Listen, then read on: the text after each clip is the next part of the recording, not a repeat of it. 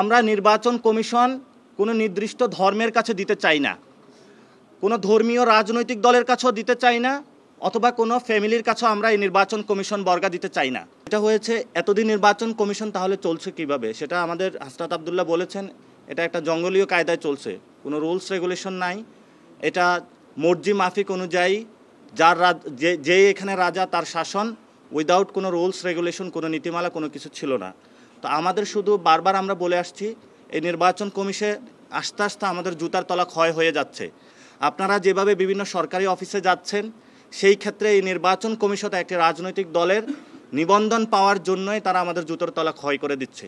তো এই পরিস্থিতির মধ্য দিয়ে আমরা আরও অনেকগুলো সমস্যা, যেখানে আজকে আপনাদের সামনে বলতে চাচ্ছি, এই যে গণ অভ্যুত্থানটা হলো, এটা আপনারা একটু সবাই মনোযোগ দিয়ে একটু সময় নিয়ে শুনবেন। যে আমাদের এই গণ অভ্যুত্থানটা যে হলো, এখানে কিন্তু আওয়ামী লীগের অনেকগুলো অ্যাসেট রেখে তারা চলে গিয়েছিল, এবং এই নির্বাচন কমিশনটা 15 বছর তারা নিজেদের মতন সাজিয়েছিল।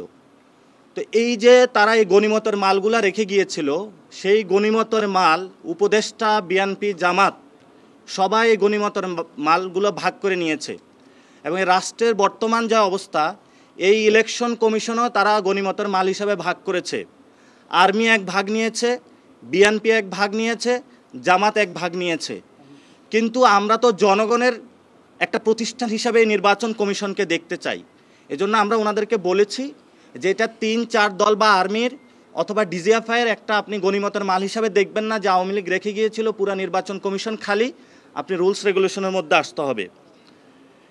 দ্বিতীয় একটি বিষয়, যে আপনারা জানেন যে ইতিমধ্যেই গুমের ঘটনায় আমাদের দেশপ্রেমিক সেনাবাহিনীকে যারা কলঙ্কিত করার প্রচেষ্টা চালিয়েছিল, তাদেরকে আদালতের পর্যবেক্ষণে এসেছে এবং তাদেরকে সেখানে তারা গৃহবন্দী হয়েছে।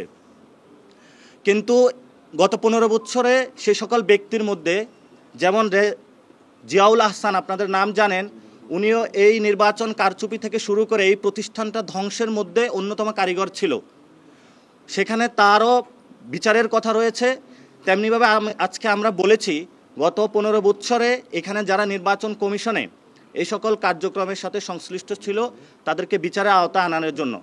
কিন্তু ওনারা আমাদেরকে যে উত্তরটা দিয়েছে, নতুন কোনো রিক্রুটমেন্ট হয় নাই, ফলত ক থেকে কয়ের জায়গায় খ দিয়েছে, খয়ের জায়গায় গ দিয়েছে, ইন্টারচেঞ্জ করেছে।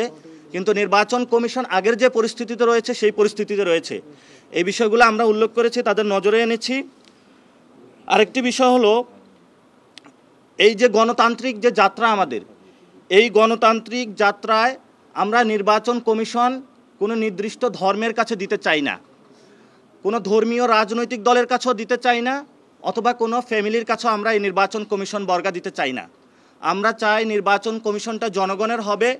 এই জন্য আমরা জুতোর তলা ক্ষয় করে হলো বারবার এই নির্বাচন কমিশনের কাছে আসি, আপনাদের সামনে দাঁড়াই। আমরা ওনাদের কাছে বলেছি যে নির্বাচন কমিশনকে স্বাধীন করুন, স্বাধীন প্রতিষ্ঠান হিসেবে রাখুন। না আপনারা জিয়া ফ্যামিলি, না মুজিব ফ্যামিলি, না রহমান ফ্যামিলি, না কোনো নির্দিষ্ট ধর্ম, কোনো একটা সেক্ট, যেটা আমাদের আপনারা জানেন যে একটি দল নিজস্ব ব্যানার জামায়াত ইসলামী নাম দিয়েছে, কিন্তু আমরা বাংলাদেশে লক্ষ্য করছি হাজারো, এখানে 90% মানুষ মুসলমান, যাদের সকলের ধর্ম ইসলাম। কিন্তু আজকে ইসলামকে 10%-এ টেনে এনে তারা নির্বাচন থেকে শুরু করে বাংলাদেশের পলিটিক্যাল এরিনা কিন্তু সর্ব জায়গায় এই ধরনের একটি মাফিয়াগিরির প্রচেষ্টা চালাচ্ছে। এজন্য আমরা বলেছি, কোনো নির্দিষ্ট ইসলাম, কোনো নির্দিষ্ট ফ্যামিলির কাছে ইলেকশন কমিশন বর্গা না দেওয়ার জন্য, বাংলাদেশের যে জনগণ রয়েছে সকলের কাছে দেওয়ার জন্য। এবং আমরা তাদের কাছেও আহ্বান রাখব, যদি নির্বাচন কমিশন একটি গণতান্ত্রিক প্রতিষ্ঠান আমরা রূপান্তর করতে পারি, তাহলে যেমন জামায়াত ইসলামী সুযোগ সুবিধা পাবে, রহমান ফ্যামিলিও সুযোগ সুবিধা পাবে, জিয়া ফ্যামিলিও সুযোগ সুবিধা পাবে, সকল মানুষ বাংলাদেশে সুযোগ সুবিধা পাবে। কিন্তু আর যদি 3 থেকে 4টা বা ডিজিএফআই এদের কাছে বর্গা দেওয়া হয়, তাহলে বাংলাদেশের অধিকাংশ 90% মানুষকে বঞ্চিত করা হবে।